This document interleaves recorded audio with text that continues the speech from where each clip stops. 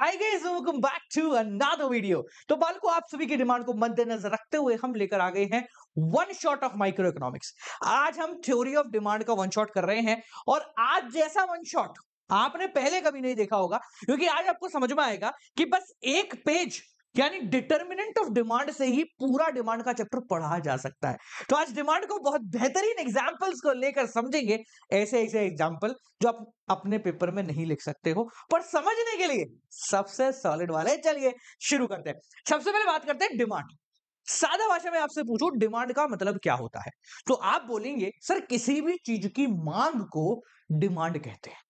पर जब इकोनॉमिक्स की बात आती है ना, तो मांग होना काफी नहीं है। मेरे को ऑडी बहुत अच्छी लगती है, मिल जाएगी तो मजा आ जाएगा, मैं मांग तो कर रहा हूं, पर भैया ये डिमांड नहीं है। जेब में पैसा है क्या? अच्छा है तो देने के लिए श्रद्धा है क्या? अच्छा है देने के लिए श्रद्धा है, देना चाहता है क्या? ये सारी चीजें जो है ना, ये कंसिडर की जाती हैं। तो जब भी डिमांड की बात की जाती है इन माइक्रो इकोनॉमिक्स, 5 अलग अलग एलिमेंट्स हैं जिनको पूरा होना जरूरी है। सबसे पहले बात करते हैं डिजायर फॉर अ कमोडिटी। मेरी इच्छा होनी चाहिए। अगर मेरी इच्छा ही नहीं है किसी चीज को खरीदने की, तो वो डिमांड कहलाएगी नहीं। भाई आईफोन मेरे को खरीदना ही नहीं है, क्यों? मैं नहीं खरीदना, तो मेरी अगर डिजायर नहीं है तो डिमांड नहीं कहलाएगी। तो पहली चीज सबसे जरूरी है, आपकी डिजायर होनी चाहिए, आपकी इच्छा होनी चाहिए। अच्छा इच्छा है आपकी। दूसरा क्या है? इच्छा तो बहुत करती है कि रोल्स रॉयस में घूम लिया, पर 6 करोड़ रुपया कहां से लाएगा रे? 6 करोड़ से शुरू होती है। तो डिजायर के साथ साथ आपकी एबिलिटी होना बहुत ज्यादा जरूरी है। आप किसी चीज की इच्छा कर रहे हो और आप खरीदने की क्षमता ही नहीं रखते, तो फिर काई का लेगा भाई? करेगा क्या तू उस चीज का? तू खरीद ही नहीं सकता। इच्छा करते करते संभर गए, है ना? तो इच्छा के साथ दूसरी चीज जो सबसे ज्यादा जरूरी है, वो है एबिलिटी टू बाय इट, कि आपकी जेब में उतना पैसा तो एटलीस्ट होना चाहिए कि आप उसको खरीद लो। सर इच्छा हो गई, खरीदने की क्षमता हो गई, बस डिमांड खत्म? नहीं, यहां डिमांड का तीसरा एलिमेंट आता है, willingness to pay for it. देखो सबकी जीने की अपनी अपनी इच्छा शक्ति होती है, पर आपने कुछ लोग ऐसे जरूर देखे होंगे जो खतरनाक तरीके से कंजूस होते हैं। खतरनाक तरीके समझ रहे हो? मतलब कि जेब में 10 करोड़ रुपए की क्षमता लेके बैठे हैं और फटफटिया पे जा रहे हैं, एक्टिवा पे, वो भी ऐसे जिसको लेटा लेटा के चालू करना पड़ रहा है ना? धूप में घूम रहे पैदल। बोले क्या? बोले नहीं, गाड़ी में नहीं जाए, पेट्रोल लगे हैं। और बोले दिन का गल्ला 5 लाख रुपए का रोज का गल्ला उठाता हूं मैं।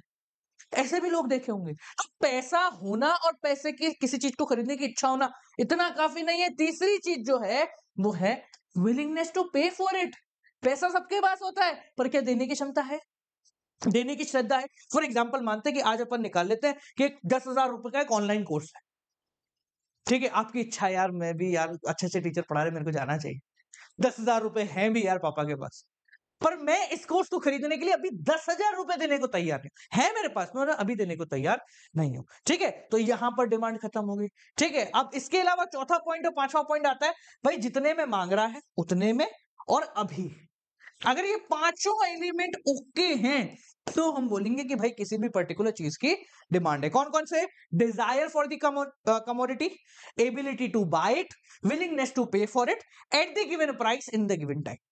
अभी के दाम पे आज की तारीख में अगर आप उसके रखने की डिजायर रखते हो, एबिलिटी है और पे करने की इच्छा भी है, ठीक है, तो आप क्या कहलाएगी? वो डिमांड कहलाएगी।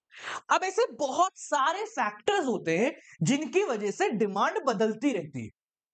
जैसे कभी बारिश पड़ गई तो डिमांड में बदलाव आ जाएगा, कभी भूकंप आ गया तो डिमांड में बदलाव आ जाएगा, कभी मेरे पड़ोस में एक और कचौड़ी की दुकान खुल गई तो डिमांड में बदलाव आ जाएगा, कभी महंगाई की वजह से डिमांड में बदलाव आ जाएगा। तो there exist plenty of things जिनकी वजह से डिमांड में बदलाव आता है। उनको कहा जाता है बेटा डिटर्मिनेंट्स ऑफ डिमांड। तो कोई पूछे व्हाट आर डिटर्मिनेंट्स? डिटर्मिनेंट्स मतलब वो सारे फैक्टर्स जिनकी वजह से डिमांड ऊपर नीचे हो सकती है। ठीक है, वो सारे फैक्टर्स जिनकी वजह से डिमांड ऊपर नीचे हो सकती है, वो कहलाता है डिटर्मिनेंट और द फैक्टर और द फंक्शंस ऑफ डिमांड। ठीक है, अब यहां पर मैंने एक इक्वेशन लिखी है, उसको जरा ध्यान से समझेंगे। इस इक्वेशन से डरने की जरूरत नहीं है, बहुत इजी है। तो मैं ये कह रहा हूं dx मतलब डिमांड फॉर गुड एक्स। किसी भी चीज की डिमांड जो होती है वो किसके बराबर होती है? वो एक फंक्शन है। क्या है? फंक्शन। फंक्शन का मतलब कोई ना कोई तामझाम बैठा हुआ है।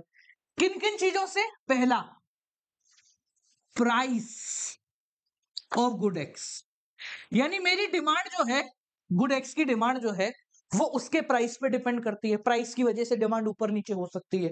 सेकंड एम, मनी इनकम, मेरे कंज्यूमर की जेब में पैसा कितना है, इसकी वजह से डिमांड ऊपर नीचे हो सकती है। आप सोच के देखो, आपने देखा होगा कि मर्सिडीज का शोरूम किसी गांव में नहीं लगा, मर्सिडीज का शोरूम किसी गांव में नहीं खुला। क्यों नहीं खुला? वो बोलता है कि भैया गांव में रहने वाले लोगों की मनी इनकम जो है वो मर्सिडीज खरीदने वाली नहीं है, और अगर है भी तो वो खरीदना नहीं चाहते। दोनों फैक्टर है ना, अपन ने बोला 5 फैक्टर होने जरूरी है, या तो उनकी क्षमता नहीं और है भी तो वो खरीदना नहीं चाहते। तो वहां पर मैं मर्सिडीज का शोरूम खोल के क्या कर लूंगा? तो ये भी देखना पड़ता है कि मेरे कस्टमर की मनी इनकम कितनी है।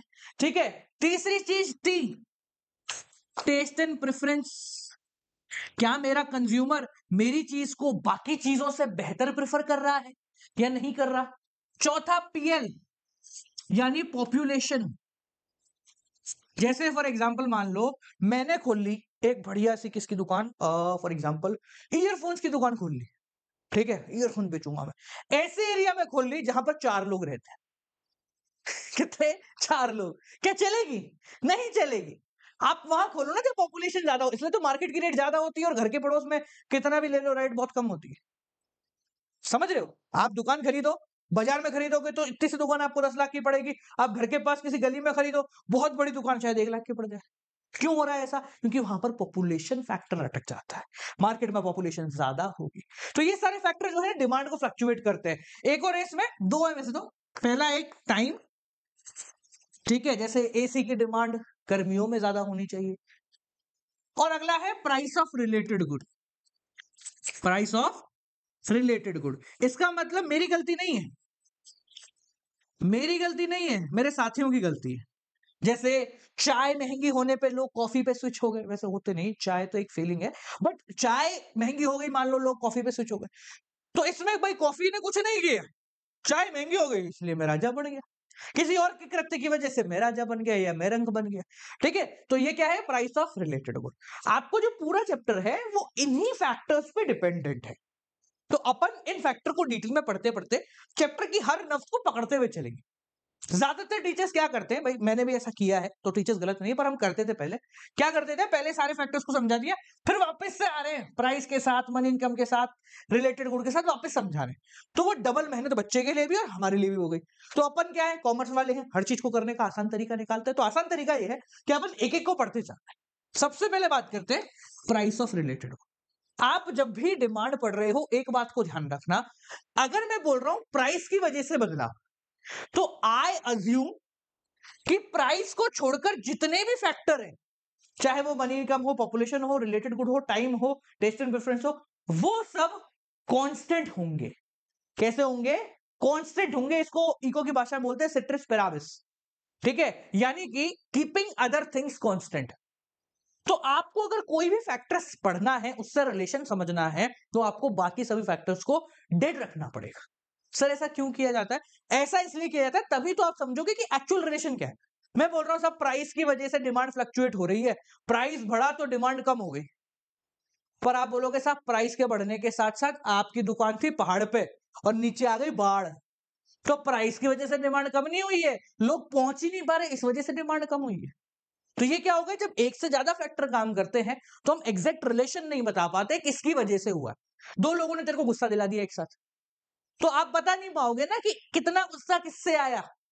अगर हमें पता करना है कि इस आदमी की वजह से मुझे कितना गुस्सा आया, तो मैं बाकी सबको शांत करके सिर्फ उससे ही बात कर रहा हूं। समझ, मैंने कहा था ना ऐसे ऐसे एग्जाम्पल देंगे, आप लिख नहीं पाओगे पर समझ जरूर जाओगे।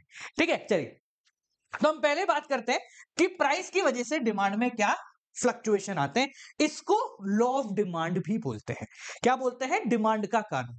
ये कानून क्या कहता है? With keeping other things constant, बाकी सभी चीजें, पॉपुलेशन, रिलेटेड गुड, ये सब, इनको अगर ध्यान में ना रखा जाए, there exist negative relation between price and demand for any good. ये एक्स का मतलब कोई भी गुड। अब यहां बहुत तो ध्यान से सुनना, ये एक तरफा प्यार है, ये एक तरफा प्यार है। एक तरफे का मतलब क्या है? There exist negative relation, inverse relation between price and quantity demand. Price का डिमांड से, डिमांड का प्राइस से कोई लेना देना नहीं। यानी हम लॉ में कह रहे हैं कि अगर प्राइस बढ़ेगा तो डिमांड कम होगी, और अगर प्राइस कम होगा तो डिमांड बढ़ जाएगी। ये एक तरफा प्यार, ये है इंडिपेंडेंट, ये है डिपेंडेंट। मैथमेटिक्स वालों समझ गए होंगे कि ये फैक्टर अपनी वजह से चलता है, प्राइस अपने आप बदलेगा और प्राइस के बदलने की वजह से, प्राइस को ध्यान रखते हुए डिमांड फ्लक्चुएट हो रही है। समझ में आ गया मेरी बात? हम ये नहीं कह रहे कि देखो डिमांड कम हुई है तो प्राइस बढ़ जाएगा, हमने नहीं बोला। फ्रंट सीट पे ये बैठा है, बैक सीट पे ये बैठा है, ये बदलेगा और इसकी वजह से डिमांड बदलेगी। ठीक है, तो लॉ ऑफ डिमांड क्या है? There exist inverse relationship between price and quantity demanded. Inverse relationship between price and quantity demanded, inverse relation between quantity demanded and price नहीं है। इकलौता प्यार है, ये एक तरफा प्यार है। प्राइस की वजह से डिमांड बदलता है, डिमांड की वजह से प्राइस में बदलने की बात हम नहीं कर रहे। बदलती होगी पर वो लॉ ऑफ डिमांड की बात नहीं। तो लॉ ऑफ डिमांड क्या कहता है? नेगेटिव या inverse relationship between price and quantity demanded. आप ये फाउंडेशन करोगे तो नेगेटिव वर्ड हटा देंगे, तो इनवर्स रिलेशन पे ही फोकस करते हैं। पर अभी आप 12वीं में हो तो चिल मारो, ठीक है। If price of a commodity increases then it demand will decrease and vice versa. Vice versa मतलब उल्टा भी मान लो। क्या? उल्टा भी मान लो, ठीक है। प्राइस बढ़ने की वजह से डिमांड कम हुई, उल्टा मान लो। उल्टा मतलब प्राइस कम होगी तो डिमांड बढ़ जाएगी, ठीक है। तो वापस लिखने की भी मेहनत नहीं करता, तो मैं वाइस वर्सा लिख सकता हूं, ठीक है। अब देखो, ईगो का कोई भी कानून हो उसके साथ अजम्पशंस आते हैं। अजम्पशन मतलब हम बाकी सभी चीजों को कांस्टेंट रख रहे हैं, मतलब वो सारी चीजें जिनको हम ध्यान ही नहीं रख रहे, आंख बंद करके हाँ हाँ मैं तो तुझसे बात कर रहा हूं, इन सबसे तो बात ही नहीं कर रहा हूं, मैं हटा दे इन सबको, वो कहलाता है अजम्पशंस, ठीक है। तो यहां पर अजम्पशन हमने पहले ही बता दिए कि सारी चीजें कांस्टेंट है, तो हमने वो सारी चीजें लिख दी कि भाई बनी इनकम को मत छेड़ना, टेस्ट एंड प्रेफरेंस को मत छेड़ना, पॉपुलेशन को मत छेड़ना, प्राइस ऑफ रिलेटेड गुड को मत छेड़ना। जितने भी हमने फैक्टर्स बोले थे उन सबको कोई नहीं छेड़ेगा, तो ही प्राइस और डिमांड का रिलेशन चलेगा, वरना हम कुछ नहीं कह सकते, ठीक है। अब देखते हैं इसका शेड्यूल और डायग्राम। जैसे ही शेड्यूल की बात आती है बच्चे डर जाते हैं, मुझे समझ नहीं आता शेड्यूल का मतलब क्या है। आपने जो समझा है उसको नंबर्स के फॉर्मेट में रख दो। आपको इकोनॉमिक्स में कोरिलेशन याद रखना होता है। कोरिलेशन का मतलब, अच्छा भी पढ़ोगे ना आगे, कोरिलेशन सिंधी भाषा में कि इनका फ्लो कहां जा रहा है, पानी बह किस तरफ रहा है। जैसे प्राइस बढ़ा तो डिमांड किस तरफ बह रही है, कम होती जा रही है, बस इतना ध्यान रखना है। नंबर्स आप अपनी इच्छा से रख सकते हो, तो मैं यहां पर बना देते अपनी इच्छा से। चलो, ये आया प्राइस, ये आया डिमांड। हमने बोला कि प्राइस पहले थी 100 रुपए, डिमांड थी 4000 यूनिट बाजार में मांग। प्राइस कम हो गई मान लो 80 रुपए, तो डिमांड बढ़ गई 4500 हो गई। प्राइस हो गई 60 रुपए तो डिमांड 5000 हो गई। प्राइस हो गई 40 रुपए तो डिमांड 5500 हो गई। तो हम क्या देख रहे हैं, जैसे जैसे प्राइस कम हो रही है क्वांटिटी बढ़ रही है। आप चाहो अपोज कर लो, डरो मत, ये मत बोलो सर आपने उल्टा बता दिया, कोई फर्क नहीं भाई, एक ही बात तो है। प्राइस बढ़ने की वजह से डिमांड कम हुई, कम होने की वजह से बढ़ गई, लो ऐसा कर लो, कोई दिक्कत नहीं। लो, ठीक है, मान लो ये 100 थी, ये 60 रुपए हुई डिमांड, ये 1000 मान लेते इसको, 700 रह गई। ये 80 रुपए हुई डिमांड 500 रह गई, ऐसे कर लो, कोई दिक्कत, डिमांड 300 रह गई, ठीक है, चलेगा। प्राइस बढ़ने की वजह से डिमांड क्या हो रही है, कम हो रही है। अब इसको एक फॉर्मेट में बना लेते हैं बढ़िया सा। लो साहब, ये आया तुम्हारा एक्स एक्सिस, ये आया वाई एक्सिस, ये आया ओ, ये आया डिमांड, ये आया, इधर करते हैं प्राइस और इधर करते हैं, देखो तो भैया प्राइस जब 100 था, डिमांड हमारी 300 थी, ठीक है, ये यहां बन गया। जब प्राइस कम होके 80 आ गया, डिमांड हमारी 500 हो गई। सिमिलर पेस में ऐसे ही ये चलता रहेगा, ठीक है जी। तो ये लो तुम्हारा डिमांड करो डीडी, ठीक है जी। अब ध्यान से सुनना मेरी बात को, दो चीजें आपको ध्यान रखनी। पहला, यहां पर स्केल से बनाने की जरूरत नहीं है, ऐसा कोई दिक्कत नहीं होगी, आपको कोई ग्राफ के नंबर नहीं देने वाला है, ठीक है। तो स्केल से बनाने की जरूरत नहीं, बस आप नॉर्मली पॉइंट को पुट ऑन कर सकते हो। दूसरी चीज, डिमांड कर्व अभी जो हम बना रहे हैं, it is not even necessary कि आप उसको स्केल से बनाएं। स्केल मतलब ऐसा बिल्कुल स्ट्रेट बनाएं, ठीक है, बट कोशिश करना है कि वो स्ट्रेट रहे, क्योंकि आप 11th क्लास में हो तो इतनी ज्यादा टेक्निकलिटी में नहीं पूछते हैं, तो इट्स गुड कि आपको इसी शेप में बनाओ, बनाना काफी ज्यादा आसान है। अब इस डिमांड कर्व की कुछ खासियत है। खासियत नंबर 1 है कि आप देख रहे हैं कि जैसे जैसे हमारा डायग्राम आगे बढ़ रहा है वैसे वैसे डिमांड कर्व नीचे जा रहा है, यानी कि डाउनवर्ड स्लोपिंग है। कैसा है? डाउनवर्ड स्लोपिंग है। ध्यान रखना हमेशा डाउनवर्ड है। क्यों डाउनवर्ड है? अरे सर बहुत आसान है ना, इनवर्स रिलेशनशिप है ना, है कि नहीं है? यानी नेगेटिव रिलेशनशिप है ना प्राइस और डिमांड के बीच में। प्राइस बढ़ेगी तो डिमांड कम होगी, तो जैसे जैसे ये बढ़ेगा ये नीचे गिरता जाएगा, सिंपल। ठीक है, समझ में आ गई ये चीज। एक और चीज आपको ध्यान रखनी है, आप जब भी डायग्राम बनाओगे या डिमांड कर्व बनाओगे, आपके दिमाग में कॉन्सेप्ट क्लियर होना चाहिए, वो ये है कि हमारे डायग्राम में इस तरफ प्राइस, इस तरफ डिमांड होगा और कुछ नहीं लिखना है। यानी कभी भी money, income, population, price of related फलाने कुछ नहीं आना, इधर डिमांड इधर प्राइस, खत्म। एक्स और वाई एक्सिस पे यही रहेंगे, ये हमेशा यही रहेगा, ये हमेशा यही रहेगा। क्यों रहेगा? Independent and dependent factor. ठीक है, हमेशा यही रहेगा। ठीक है, क्लियर हो गया? चलो, तो हमने पहला इसका डिटर्मिनेंट समझ लिया, क्या था? Price of own good. अब हम बात करते हैं दूसरी चीज के बारे में, जो कि है आपकी मनी इनकम। यानी लोगों की जेब में पड़े हुए पैसे की बदौलत भी डिमांड फ्लक्चुएट होती है। अब देखो, दो चीजों को ध्यान रखना। मैं बोलता हूं कि एक अच्छा सा एग्जांपल लेके चलते हैं कि यार मेरे पास है ना, हाँ ये रहा, पहले मैं 200 रुपए की घड़ी पहनता था। कितने की? 200 रुपए की घड़ी पहनता था। मेरे पास पैसे नहीं थे, फिर मेरे पास पैसे आए। अभी ये मेरे पास 40,000 रुपए की घड़ी है, मतलब जितने में तो पूरा महीना चल जाएगा। 40,000 रुपए की मैंने घड़ी पहन रखी है। क्यों? आप बोलोगे सर आपकी मनी इनकम बढ़ गई तो आपकी घड़ी महंगी हो गई से ऐसा। अरे रुक जा भाई, टाइट हो गई तू तो दिल पे ले गई तो। हाँ, मनी इनकम बढ़ गई तो आपकी घड़ी भी महंगी हो गई। तो क्या मैं ये कह सकता हूं कि सादा तौर पे, सिंपल तौर पे, जब लोगों के पास जेब में पड़ा हुआ पैसा बढ़ता है, जब जेब में पड़ा हुआ पैसा बढ़ता है, व्हेन मनी इनकम इंक्रीजेस, आप ऑटोमेटिकली डिमांड बढ़ा दोगे, बोलो हाँ। और जब आपकी जेब में पड़ा हुआ पैसा कम हो गया तो वापस 200 रुपए आ जाइए चुपचाप। यस और नो? इजी, बहुत आसान है, सिंपल है। पर ऐसा हर जगह नहीं होता है। क्यों नहीं होता? चलो मान लो, वही सेम एग्जांपल के रूप में समझाता हूं। पहले मैं 200 वाली घड़ी पहनता था, पर जैसे ही मेरे पास बहुत सारे पैसे आए, मैं 40,000 की घड़ी की डिमांड करने लग गया। पर क्या मैंने 200 वाली घड़ी की डिमांड खत्म कर दी? कर दी ना यार। अब तो नहीं पहन रहा मैं 200 वाली।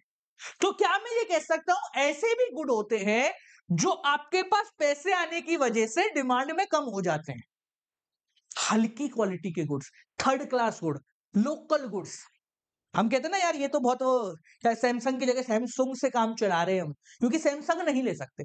जैसे ही पैसे आएंगे तो मैं बहुत सारे सैमसंग नहीं लूंगा, मैं सैमसंग पे शिफ्ट हो जाऊंगा। समझा ना मेरा लॉजिक? तो हम लोकल क्वालिटी के गुड्स कब तक प्रेफर कर रहे हैं? जब तक हमारे पैसे कम हैं। तो यानी मनी इनकम बढ़ने की वजह से हम लोकल क्वालिटी को हटाकर अच्छी क्वालिटी पर चले जाते हैं। इको में लोकल क्वालिटी को बोलते हैं इंफीरियर क्वालिटी। क्या बोलते हैं? इंफीरियर। तो इंफीरियर मतलब हल्की क्वालिटी, और अच्छी क्वालिटी को हम बोलते हैं सुपीरियर क्वालिटी। तो in case of inferior good, relation उल्टा पड़ जाता है बेटा। मनी इनकम बढ़ने की वजह से डिमांड कम हो जाती है, क्योंकि जैसे ही आपके पास पैसा बढ़ता है, आप इन गुड्स को छोड़ देते हो, इनकी डिमांड खत्म कर देते हो और अच्छी क्वालिटी की तरफ चले। चावल में होता ना, पहले किनकी चावल खाते थे से, फिर जेब में पैसा आ गया, मोना और बासमती तक पहुंच गए, तो किनकी की डिमांड तो कम हो गई। किनकी मतलब छोटे छोटे चावल, उनकी डिमांड हमने कम कर दी। तो मनी इनकम बढ़ने की वजह से इस व्यक्ति की डिमांड क्या हो गई? कम हो गई। यहां ये बात ध्यान रखना कि हम मनी इनकम और डिमांड के बीच में रिलेशन बता रहे हैं, प्राइस को हमने कांस्टेंट रखा हुआ है।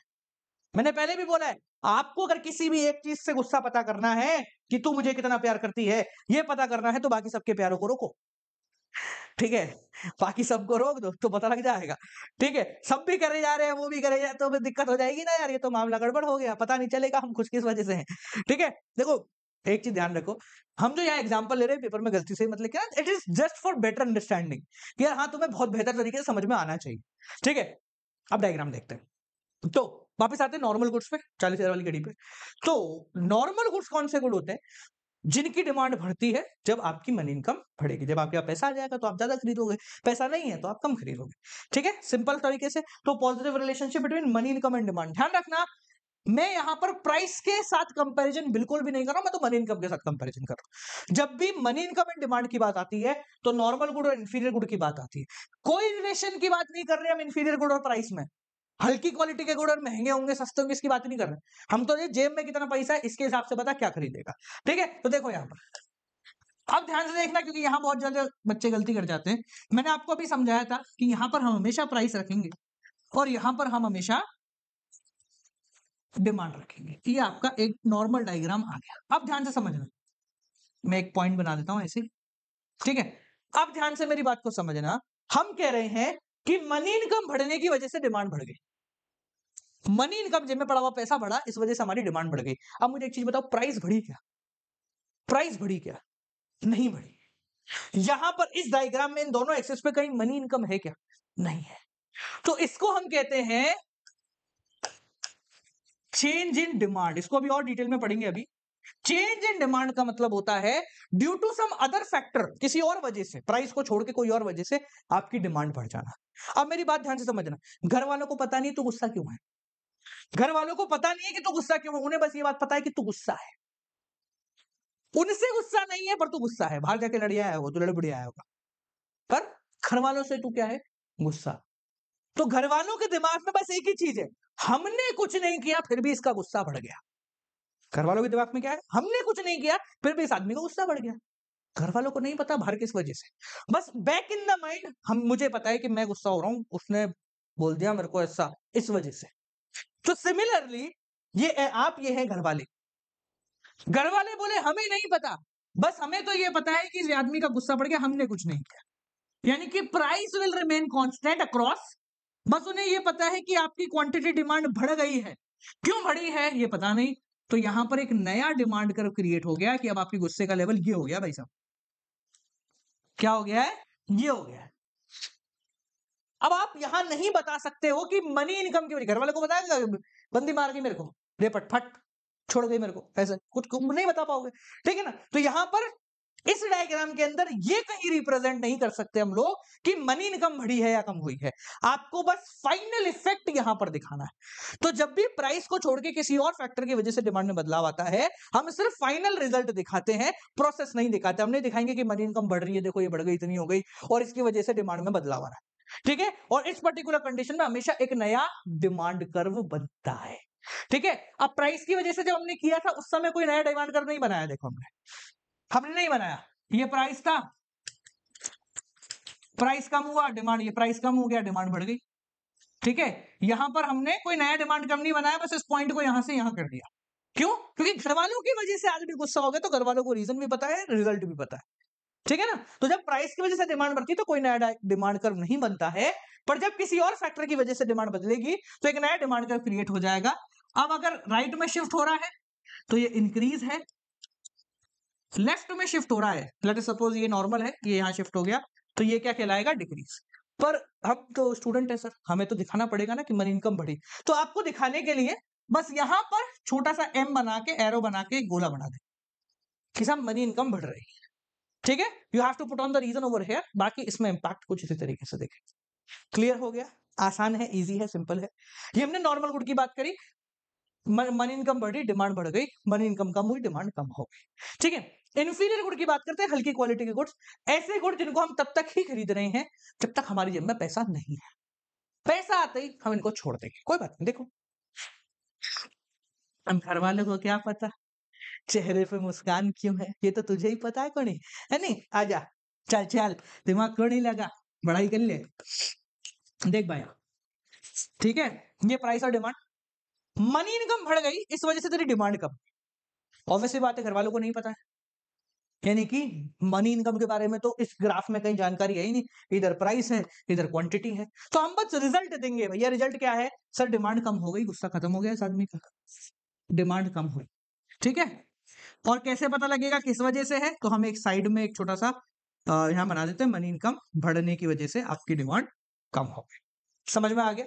दोनों डायग्राम में क्या फर्क है? कोई फर्क नहीं है, बस ये फर्क था कि ये जब कम हो रहा है तो ये बढ़ रहा है, और उसमें जब बढ़ रहा था तब बढ़ रहा था, मतलब वहां पॉजिटिव रिलेशन था मनी इनकम का, और यहाँ पर नेगेटिव रिलेशन है। Clear everyone? आसान है। दो आपके डिटर्मिनेंट खत्म हो गए और आधा चैप्टर से ज्यादा चैप्टर हमने यहाँ पर समाप्त कर लिया। पढ़ाने का इको माइक्रो मुझे बहुत पसंद है, और आपको समझ में भी आ रहा होगा कि क्यों बस सर को बहुत ज्यादा पसंद है, क्योंकि एग्जाम्पल में जब मैं पढ़ रहा था तो मेरे को भी ऐसा टीचर ने तो खैर नहीं पढ़ाया था, बट हाँ मेरे को ऐसा एग्जांपल लेके बड़ा मजा आता है। अभी हम और एग्जांपल लेंगे जब सब्स्टिट्यूट गुड का आएगा। मेरे चेहरे पर अभी से मुस्कान है। तो we had gone through this, इसको लॉ ऑफ डिमांड बोलते हैं, इसको मनी इनकम एंड डिमांड बोलते हैं। इसके समय में हमें इंफीरियर गुड और नॉर्मल गुड पढ़ने होता है। थर्ड आता है टेस्ट एंड प्रेफरेंस। तो इसको डिटेल में समझाने की जरूरत नहीं है, ये तो टेस्ट एंड प्रेफरेंस है कि अगर आपकी टेस्ट एंड प्रेफरेंस अच्छी होगी तो डिमांड बढ़ेगी, टेस्ट एंड प्रेफरेंस खराब होगी तो डिमांड कम होगी। सादा भाषा में लोग आपके गुड्स खरीदना पसंद करते हैं या नहीं करते। अगर मान लो मैं ऐसे कॉलर वाला टी शर्ट बनाता हूँ और लोग गोल गले वाले के पीछे पड़े हैं, तो उनकी टेस्ट डिमांड कुछ और है, टेस्ट एंड प्रेफरेंस कुछ और है, तो मेरी डिमांड ऑटोमेटिकली कम हो जाएगी। ठीक है जी, चलिए नेक्स्ट आता है आपका पॉपुलेशन। पॉपुलेशन आपको पता ही है, पॉपुलेशन बढ़ी डिमांड भी बढ़ सकती है, पॉपुलेशन कम हुई डिमांड भी कम हो सकती है। ठीक है, टाइम का भी सेम फैक्टर है कि अगर फेवरेबल टाइम है तो डिमांड जो है बढ़ जाएगी, फेवरेबल टाइम चला गया तो डिमांड भी कम हो जाएगी। बेसिक है, इनके बारे में आपको नहीं पढ़ना है डिटेल। आखिरी जो है ना वो जरूर पढ़ना, sorry, price of related good. आपके साथ वाले, क्या बोला, आपके साथ वाले। तो जब साथ वालों की बात करते हैं तो दो साथ वाले होते हैं, एक होता दोस्त, एक होता दुश्मन। एक होता दोस्त, एक होता दुश्मन। दोस्त को कहते हैं कॉम्प्लीमेंट्री, दुश्मन को कहते हैं सब्स्टिट्यूट। दोस्त को क्या कहते हैं, दोस्त को कहते हैं कॉम्प्लीमेंट्री, दुश्मन को कहते हैं substitute. There exist two type of related good, one is substitute good and the other one is complementary. Substitute good का मतलब वो गुड जो आपको ही हटा देते हैं, वो गुड जो आपको हटा देते हैं, हट जा मैं हूं। जैसे फॉर एग्जांपल मान लो चाय और कॉफी, नहीं चाय कॉफी तो छोड़ो, ऐसा मान लेते हैं कि पेप्सी और Coca Cola, they two similar thing. तो आप पेप्सी पियोगे या कोका कोला पियोगे, दोनों आपस में कंपीट कर रहे हैं। तो ऐसे गुड जो एक दूसरे की जगह लेने को इच्छुक रहते हैं, आप इसकी जगह वो, उसकी जगह ये कर सकते हैं, मतलब चेंज कर सकते हैं, सब्स्टिट्यूट कर सकते हैं, वो कहलाता है सब्स्टिट्यूट गुड्स। ठीक है जी। अब सब्स्टिट्यूट गुड का ये कहानी है कि डर के संभल के रहना पड़ता है। फॉर एग्जाम्पल मान लो मेरी एक कचौड़ी की दुकान है, गौरव कचौड़ी सेंटर। आपने पड़ोस में एक और कचौड़ी की दुकान खोली, राम कचौड़ी सेंटर। तो हम दोनों एक दूसरे के सब्स्टिट्यूट हुए। कस्टमर या तो मेरे पास आएगा या आपके पास आएगा।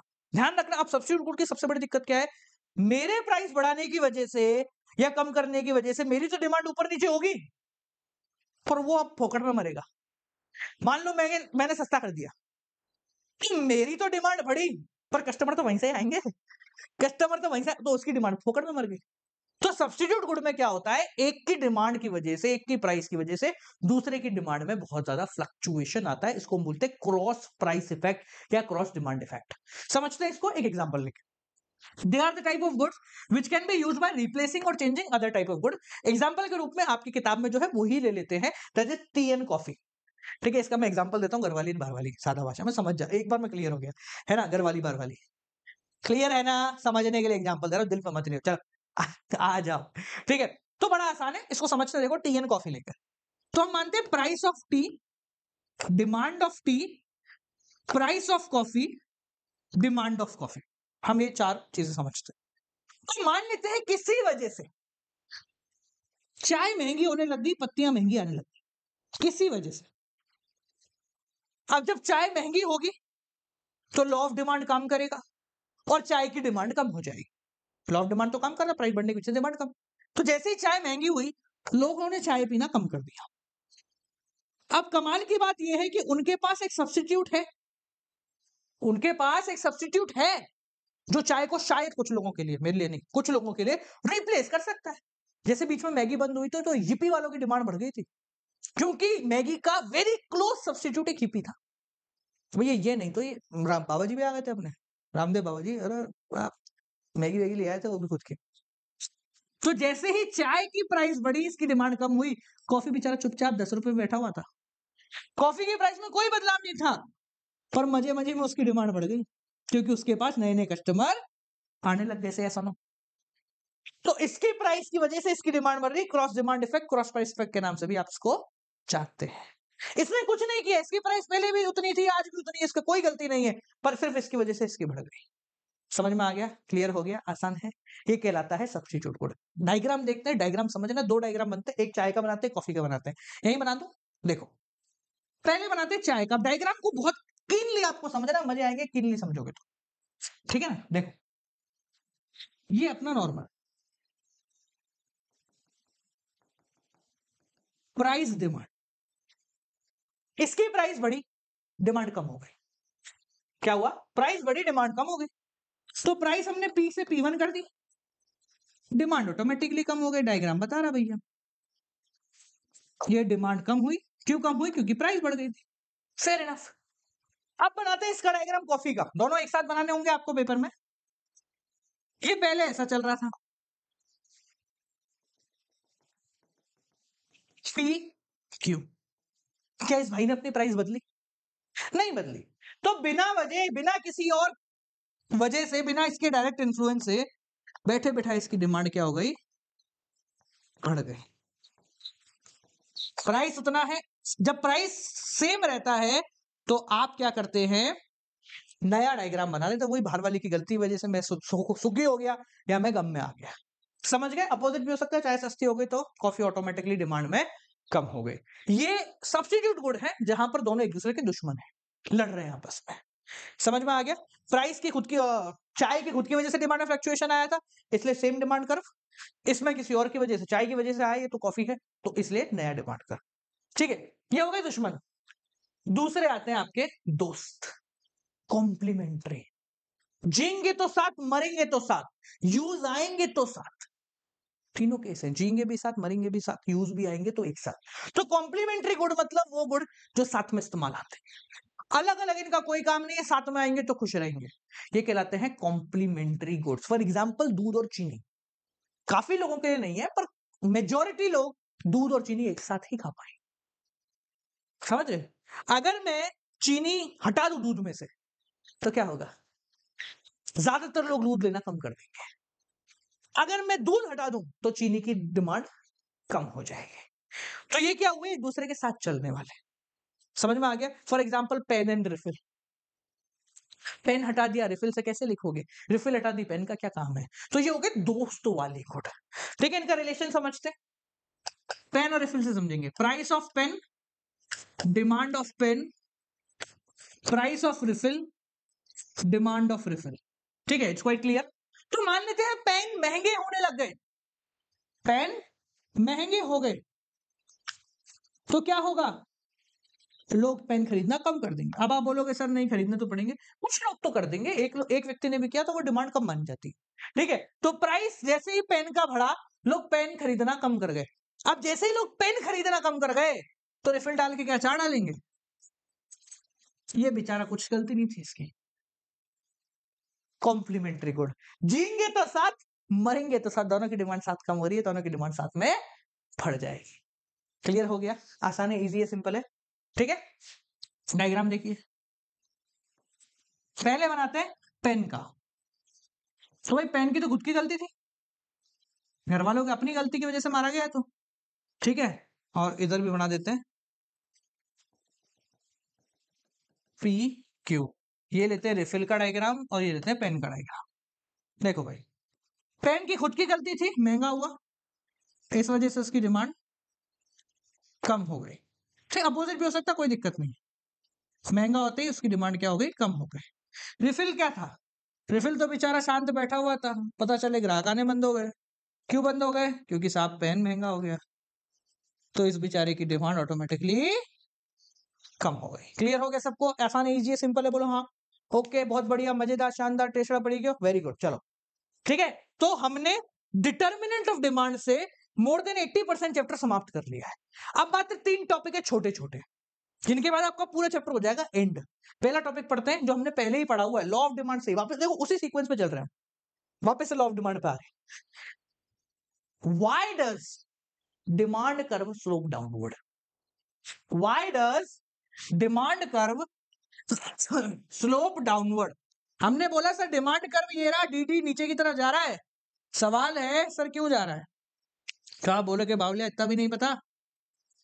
इतना भी नहीं पता? There exist inverse relationship between price and quantity demanded. Price और क्वांटिटी डिमांड के बीच में नेगेटिव रिलेशन होता है, इनवर्स रिलेशन होता है। प्राइस बढ़ता है तो डिमांड कम हो जाती है, और इस वजह से हमारा डिमांड कर्व नीचे जाता जा रहा है। बिल्कुल सही बात है, कोई दिक्कत नहीं है। देखो ये लिखा हुआ मैंने, पढ़ो आप इसको, मैं जब तक कलाकारी करता हूँ। पढ़ ले, कलाकारी मत देख, पढ़ ले। हाँ पढ़ ले।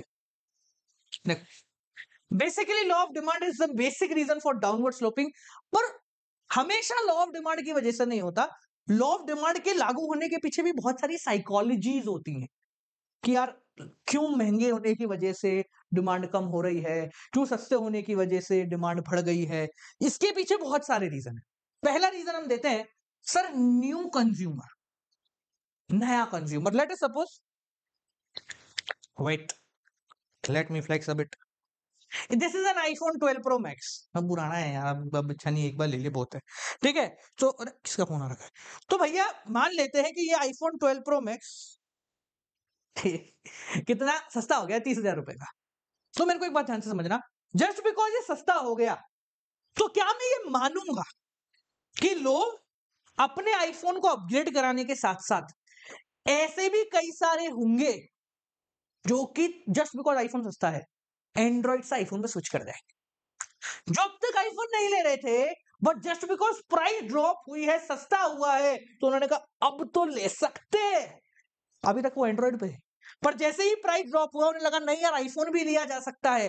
प्राइस ड्रॉप होने की वजह से एक new aura of customer generate हो गया। नेटफ्लिक्स आपने देखा था पर मंथ 800 रुपया ले रहा था, अब 150-200 रुपया आ गया है। क्यों आ गया है? उसने कहा इतना महंगा भारत के अंदर नहीं चलेगा। जैसे उसने 200 रुपए करे तो जो लोग सोच भी नहीं रहे थे नेटफ्लिक्स लेने का, उनके भी दिमाग में नया कुछ आ गया। तो जस्ट बिकॉज आपने प्राइस कम करी, आपको एक नए लोग, नया कस्टमर बेस आपको मिल गया, जिस वजह से आप क्या कर रहे हो, अपनी डिमांड को बूस्ट कर रहे हो। साइकोलॉजी समझ में आ गई कि क्यों प्राइस कम होने की वजह से डिमांड बढ़ जाती है, क्योंकि नए नए लोग आ जाते हैं। इसका दूसरा रीजन है इनकम इफेक्ट। इनकम इफेक्ट का मतलब बहुत आसान है, आप समझ जाओगे। मान लो मेरी जेब में 100 रुपए, कितने हैं? 100 रुपए। मैं गया हूं बाजार में 20 रुपए वाली आइसक्रीम चौकोबार खाने। मैं आज तेरा भाई पेल के खाएगा, जितना भी होगा पूरा खा जाएगा। 20 रुपए वाली चौकोबार 100 रुपए जेब में है, कितनी खा पाएगा? 5। मैं बाजार में गया, पता चला कि चौकोबार आज किसी वजह से सस्ती हो गई है और 20 की जगह 10 रुपए की हो गई है। 20 की जगह 10 रुपए की हो गई है, डिमांड वो प्राइस कम हो गई है। तो मेरे को एक बार सोच के बताओ साइकोलॉजी के हिसाब से, क्या मुझे ऐसा लगेगा कि मेरे पास बहुत सारे पैसे हैं, मैं 5 की जगह 10 खा सकता हूं सेम पैसों में भी? है, लॉजिक है, क्लियर है। तो जब आपकी प्राइस कम हो जाती है किसी प्रोडक्ट की, तो कस्टमर के पास जो पैसा होता है ना, उसकी वैल्यू ऑटोमेटिकली बूस्ट हो जाती है। सस्ता हो जाएगा तो वैल्यू बढ़ जाएगा। मेरे पास 1000 रुपए है, सारे सामान 100-100 रुपए के हैं, 10 खरीद पाऊंगा। मेरे पास 1000 रुपए ही है, सामान 50-50 रुपए के हो गए, ऑटोमेटिकली 20 खरीद पाऊंगा। ठीक है, तो जैसे ही प्राइस कम हो जाता है, कंज्यूमर की रियल मनी इनकम बढ़ जाती है, तो उसको लगता है कि वो बहुत पैसे वाला हो गया, तो जो मैं 5 खाने वाला था ना, अब मैं 8 या 10 पूरी खाएगा। तो प्राइस कम होते ही 5 की जगह 10 खाने लग गया, डिमांड बढ़ गई। आप मनी इनकम को अगर साइकोलॉजी को हटा दो तो ये देख लो नेगेटिव रिलेशन है। समझ में आ गया? क्लियर है? तीसरा reason, law of diminishing marginal utility. बचपन में पढ़ा था ना अपन ने कि किसी भी चीज को अगर लगातार कंज्यूम करते जाते हो तो उससे मिलने वाला सेटिस्फेक्शन कम होता जाता है। ठीक है, क्या हो जाएगा? कम हो जाएगा। इट्स वेरी इजी यार, बहुत आसान है। डिमांड बहुत आसान टॉपिक है। यूटिलिटी, मान लो कोई चीज है जो 5 रुपए की मिल रही है, आप पहले उसको उससे आपको 100 का सेटिस्फेक्शन मिलता था, फिर 30 का मिलने लग गया, फिर 10 का मिलने लग गया, फिर 5 का मिलने लग गया। ये आपका सेटिस्फेक्शन है। तो कंज्यूमर इक्विलिब्रियम कहां मिलता है? When MUX equal to PX। भाई जितने का सामान दे रहे हो, जितने पैसे दे रहे हो, उतना ही सामान मिल जाए तो मेरे को खुशी मिल जाती। अब भाई मैं चाहता हूं कि यार कंज्यूमर एक और यूनिट खरीद ले। अब उसको तो यूटिलिटी कम मिल रही है, उसको अगली यूनिट पे यूटिलिटी मिलेगी 3। तो 5 रुपए में तो वो 3 रुपए का सामान नहीं खरीदेगा, क्योंकि उसके लिए वो यूटिलिटी कम है। तो इसलिए मुझे क्या करना पड़ेगा? मजबूरन प्राइस को भी कम करना पड़ेगा। इसका एग्जांपल आप देख सकते हैं, आपने यूनिट डील्स देखी होंगी कि भाई एक लो, 1 यूनिट लो तो 200 रुपए ईच, 2 यूनिट लो तो 360 में दे देंगे, 3 यूनिट दो तो भैया 500 में ही दे देंगे, या क्या क्या और सस्ते में दे देंगे, मान लो 400 में दे देंगे या 450 में दे देंगे। ठीक है, तो ये यूनिट डील्स क्या काम कर रही है? एक लिया तो 200, 2 लिया, कस्टमर के दिमाग में चला 2 लेने से 20-40 रुपए का फायदा हो गया, पर यूनिट 20 रुपए का फायदा हो रहा है। क्यों फायदा दिख रहा है उसको? क्योंकि उसको पता है कि एक के बाद जब दूसरा लूंगा तो कस्टमर क्या होगा? थोड़ा कम इच्छुक होगा लेने में, क्योंकि उसने पहले पहली वाली चीज कंज्यूम कर ली, उसको सेटिस्फेक्शन मिल चुका है। तो अगली यूनिट पर उसको कम सेटिस्फेक्शन मिलेगा, तो हमने अगली यूनिट का प्राइस भी कम कर दिया। इसलिए लॉ ऑफ डिमांड काम करता है। चौथा, सब्स्टिट्यूशन इफेक्ट बहुत आसान, चाय कॉफी के एग्जांपल समझ लिया था हमने कि भैया जैसे ही चाय की डिमांड बढ़ी, वो चाय की प्राइस बढ़ी, लोग कॉफी पीने चले गए, पर छोड़ के क्या गए? छोड़ के चाय गए। लॉ ऑफ डिमांड काम कर गया कि भाई मेरे सब्स्टिट्यूट बाजार में अवेलेबल हैं, तो अगर मैं महंगा होता हूं तो लोग टूट जाएंगे, चले जाएंगे, और ऑटोमेटिकली मेरी डिमांड कम हो जाएगी। इसलिए लॉ ऑफ डिमांड काम करता है। अच्छा एक बात बताओ, ऐसी कुछ जगह है क्या जहां पर प्राइस बढ़ने की वजह से डिमांड काम नहीं करती? लॉ ऑफ डिमांड काम बिल्कुल भी नहीं करता, महंगा होगा तो भी बिकेगा। है, क्या बोलते हैं इनको? इनको बोलते हैं exception of law of demand. क्या बोलते हैं? Exception of law of demand. तो exception of law of demand, ये इधर चला गया, डिमांड इसमें मिल गया, मैं इसको अलग कर देता हूं, रुको। डिमांड मिल गया तो इसमें जाके धोखा दे दिया तूने मेरे को। चल, exception of law of demand मतलब लॉ ऑफ डिमांड कहां काम नहीं करता, इसको समझाने के लिए एक डायग्राम बनाया जाता है जिसको हम बोलते हैं गिफिन पैराडॉक्स या फिर wrong solution. It means the point eight which law of demand does not work. ठीक है, यानी कि यहां पर बेसिकली या तो ऐसा हो रहा है या फिर प्राइस बढ़ने की वजह से भी डिमांड में ज्यादा फ्लक्चुएशन नहीं आ रहा, डिमांड कांस्टेंट है। ठीक है, अब पहले समझना मतलब क्या होता है और कैसे कहानी होती है। मैं ज्यादा डिटेल में नहीं ले जाऊंगा, गिफिन गुड्स क्या होता है मैं एक बार बस इंट्रो दे दूंगा क्योंकि वो काफी डिटेल चला जाएगा।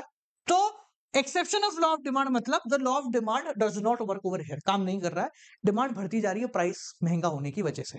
ये कब होता है मैं समझाता हूं, पहले अपन लॉजिक समझते हैं, उसके बाद दूसरी चीज समझेंगे। पहले समझते हैं ऐसा होता क्यों है। तू भी आ गया, इसमें मिल गया, एक मिनट रुको, कर ले तू कर ले। हाँ भाई, क्यों होता है exception of law of demand? सबके लिए बात नहीं कर रहे, कुछ स्पेसिफिक लोगों के लिए बात करते हैं। तो सर पहली कंडीशन, लॉ ऑफ डिमांड काम तब करता है जब मार्केट में इग्नोरेंस आ जाता है। अरे क्या हो गया? जब मार्केट में इग्नोरेंस आ जाती है। इग्नोरेंस का मतलब, अरे छोड़ ना, अरे छोड़ ना यार, क्या है यार, माचिस की डिबिया है यार, 1 रुपए की, 1.5 रुपए, मेरे को पता ही नहीं कितना। आज ऐसा होता है ना अपने पास, मम्मी के बोला आज तू सब्जी लेके आएगा, बोले ठीक है मैं सब्जी लेके आऊंगा। चलो भाई, थैला टांग के बोले गए सब्जी लेने। भैया कितने की है? दुकानदार ने आपको देखा, पहली बार आए हो? बोले हाँ हाँ मम्मी ने भेजा है, मम्मी आती है सब्जी लेने रोज। अच्छा अच्छा अच्छा अच्छा, मैं पहचान गया, 40 रुपए पाव। अपनी आदत है, नहीं सस्ता। अरे नहीं नहीं ज्यादा नहीं, नहीं अरे फिर भी नहीं, नहीं 30 ले लो, 30 ले लो, 30 ले, ठीक है साहब, 120 रुपए किलो में कर दिया। आप घर आ गए चाड़ में, 40 की जगह 30 में ले आया, 90 रुपए में 1 किलो सामान ले आया, 120 की जगह 30 रुपए चालिए। आपने कहा मम्मी आपको सब्जी लेना कहाँ आता है, मुझसे सीखो। 120 की जगह 90 में सामान लेकर आ गया मैं। मम्मी बोली क्या बोला तू? बोले क्या, कितने की जगह कितना? 120 की जगह 90। बोले इधर आ, मैंने तुझसे मंगाए टमाटर, ये बाजार में 70 रुपए किलो चल रहा है। ऐसा दिल को धक्का लगाना कि अरे धोखेबाज, ये क्या किया? आपके साथ ऐसा क्यों हुआ? Because you are ignorant about the price now. आप इग्नोर्ड हो, आपको पता ही नहीं है कि बाजार में प्राइस कितना चल रहा है, इसलिए धोखे में फंस गए। और ऐसा जनरली होता ही, हम देखते हैं ना, कोई भी सामान हमें खरीदना हो और सस्ता मिल रहा है, ले लिया, 10 दिन में पता लगा भाई ये 2000 रुपये और सस्ता हो गया। तो when you are ignorant about the price, तो लॉ ऑफ डिमांड काम नहीं करेगा भैया तेरे पे। ठीक है ना, अगर आपको पता है प्राइस कितना है तो आप समझदार हो, लॉ ऑफ डिमांड काम करेगा। पर अगर आपको पता ही नहीं है कि प्राइस क्या चल रहा है तो लॉ ऑफ डिमांड आप पे काम नहीं करेगा। नेक्स्ट है वॉर एंड इमरजेंसी। कभी कभी इमरजेंसी में, वॉर में डिमांड ऊपर नीचे हो जाती है। जैसे कोरोना के टाइम पे 10 रुपए का मास्क 200 का मिल रहा था, सैनिटाइजर 70 रुपए। भाई सैनिटाइजर एक ऐसी चीज थी जो लाइफबॉय उन्होंने निकाला था, जो बाजार में ऐसे कोने में पड़ा रहता था, धूल खाता था। दिन कैसे फिरे कि वो धूल खाने वाला इतनी डिमांड में आ गया कि डिमांड कम, वो सप्लाई कम पड़ गई। 40 रुपए की चीज 4000 रुपए में बिकने को रेडी थी। क्यों? Emergency condition. तो इमरजेंसी में लॉ ऑफ डिमांड काम नहीं करता। आप देखते हैं, आप कहीं बढ़िया सा क्या कहते हैं यात्रा वात्रा पे जाते हैं तो पहाड़ों पे आपको 20 रुपए की बिस्लरी की बोतल 100 रुपए में मिलती है। क्यों? इमरजेंसी कंडीशन है, वहां पे पानी नहीं ला सकते आप कहीं और से। तीसरा, नेसेसिटी ऑफ लाइट। कुछ ऐसी चीजें हैं जो आपके लिए बहुत ज्यादा जरूरी, जिनके बिना काम नहीं चल सकता, तो वहां पर लॉ ऑफ डिमांड काम नहीं करता। महंगा होगा तब भी हमें लेना ही पड़ेगा। इंटरनेट प्लान इसका एक एग्जांपल है, कितना भी महंगा हो जाए हमें लेना ही पड़ रहा है। आर्टिकल ऑफ डिस्टिंक्शन, जिनको हम प्रेस्टिजियस गुड्स के नाम से जानते हैं, डायमंड, प्रेस्टिजियस गुड्स बहुत ज्यादा डिमांड में है। ये जितना महंगा होगा लोग उसको उतना ही खरीदेंगे। सस्ता हो जाएगा तो कोई नहीं खरीदेगा, ये ध्यान रखना। सस्ता हो जाएगा तो कोई भी नहीं खरीदेगा क्योंकि कॉमन हो जाएगा। जितना महंगा होगा लोग उसको उतना उतना उतना और ज्यादा खरीदते जा रहे होंगे। ठीक है जी। आखिरी है हैबिचुएटेड, आदत, लत लगना। अब भाई लत का तो कुछ नहीं है। ठीक है, ऐसे भी लोग थे जो 2 रुपए में सिगरेट पीते थे और वही लोग हैं जो 15 की हो जाएगी तो भी पीएंगे, 25 की हो जाएगी तो भी पीएंगे, क्योंकि उनको आदत लग गई, उनको लत लग गई। तो जिन चीज के हम हैबिचुअल हो जाते हैं, जिनकी हमें आदत लग जाती है, उन पे लॉ ऑफ डिमांड काम नहीं करता है। समझ में आ गया? क्लियर है? चलिए ठीक है, एक आखिरी टॉपिक और है, change in demand and change in quantity demanded. अब ये मैं ऑलरेडी आपको समझा चुका हूं, तो अपन इसके डीप में चलेंगे सीधा। Change in demand and change in quantity demand, पहले समझना। चेंज इन डिमांड, सादा भाषा में बोले तो अदर देन प्राइस, प्राइस को छोड़ के किसी और वजह से अगर आपकी डिमांड बदलती है तो हम उसको चेंज इन डिमांड बोलते हैं। मनी इनकम की वजह से, पॉपुलेशन की वजह से, टेस्ट एंड प्रेफरेंस की वजह से, रिलेटेड गुड की किसी भी वजह से डिमांड बदल रही है अदर देन प्राइस, तो हम उसको चेंज इन डिमांड बोलेंगे। और अगर प्राइस की वजह से, खुद की प्राइस की वजह से डिमांड में चेंज आ रहा है तो हम उसको चेंज इन क्वांटिटी डिमांडेड बोलेंगे। तो अगर आपसे कोई पूछे what is the difference between change in demand and change in quantity demand, तो क्वांटिटी डिमांड का मतलब होता है प्राइस की वजह से डिमांड चेंज हुई है, और चेंज इन डिमांड मतलब किसी और वजह से ही डिमांड बदल गई। समझ में आ गया? तो देखो, जब चेंज इन डिमांड होती है यानी किसी और फैक्टर की वजह से डिमांड बदलती है, तो डायग्राम कैसे बनता है?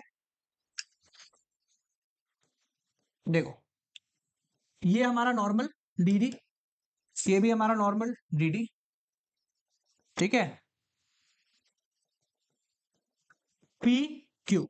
अब हमारा प्राइस उतना ही है, किसी और फैक्टर की वजह से डिमांड बढ़ गई तो नया डिमांड कर्व बन जाएगा। किसी और फैक्टर की वजह से डिमांड कम हो गई तो एक नया डिमांड कर्व बन जाएगा लेफ्ट में। राइट मतलब बढ़ना, लेफ्ट मतलब कम होना। ठीक है, तो when remain same in price of the good, if there is a favorable change in other things, then the demand of good increases। किसी और वजह से अगर अच्छा चीज हुआ है तो डिमांड बढ़ जाएगी, तो उसको बोलते हैं इंक्रीज इन डिमांड। और अगर डिमांड कम हो रही है तो क्या बोलेंगे? Decrease in demand. तो इस बात को ध्यान रखना, अगर इंक्रीज इन डिमांड आता है तो मतलब दो चीजें हैं, डिमांड बढ़ना और दूसरी चीज किसी और वजह से। प्राइस की वजह से डिमांड बढ़ेगी तो उसको इंक्रीज या डिक्रीज नहीं बोलेंगे, तो उसको कुछ और बोलते हैं, पहले इसको समझे। तो हम यहां कह सकते हैं कि प्राइस रिमेन कांस्टेंट, दिख रहा है आपको, क्वालिटी बढ़ा लेना, अदर थिंग्स में पॉजिटिव इंक्रीज आया जिस वजह से डिमांड बढ़ गई। प्राइस रिमेन कांस्टेंट, अदर चीज में डिक्रीज आया तो डिमांड कम हो गई, डिक्रीज इन डिमांड। इसमें डिमांड कर्व राइट में शिफ्ट होता है और इसमें डिमांड कर्व लेफ्ट की तरफ चला जाता है। डायग्राम जब भी राइट में जाए मतलब बढ़ रहा है, लेफ्ट में जाए मतलब कम हो रहा है। ठीक है, चेंज इन क्वांटिटी डिमांड, जब प्राइस की वजह से, खुद की गलती की वजह से डिमांड में बदलाव आ रहा है तो इंक्रीज डिक्रीज नहीं बोलेंगे उसको, तो हम कॉन्ट्रैक्शन एंड एक्सटेंशन बोलेंगे। क्या बोलेंगे? Contraction and extension. कॉन्ट्रैक्शन मतलब कम होना, जब आपकी प्राइस बढ़ जाए जिसकी वजह से डिमांड कम हो रहा है तो हम बोलेंगे contraction in quantity demand. Contraction मतलब प्राइस की वजह से डिमांड कम हो गई, और प्राइस की वजह से कम कब होगी? जब प्राइस बढ़ेगा। एक्सटेंशन मतलब डिमांड एक्सटेंड हो गई, बढ़ गई, क्यों बढ़ी होगी? क्योंकि प्राइस कम हुआ होगा। और इन दोनों कंडीशन में कभी भी नया डिमांड कर्व नहीं बनता है, सेम डिमांड कर्व में पॉइंट फ्लक्चुएट होते हैं। जैसे देखो,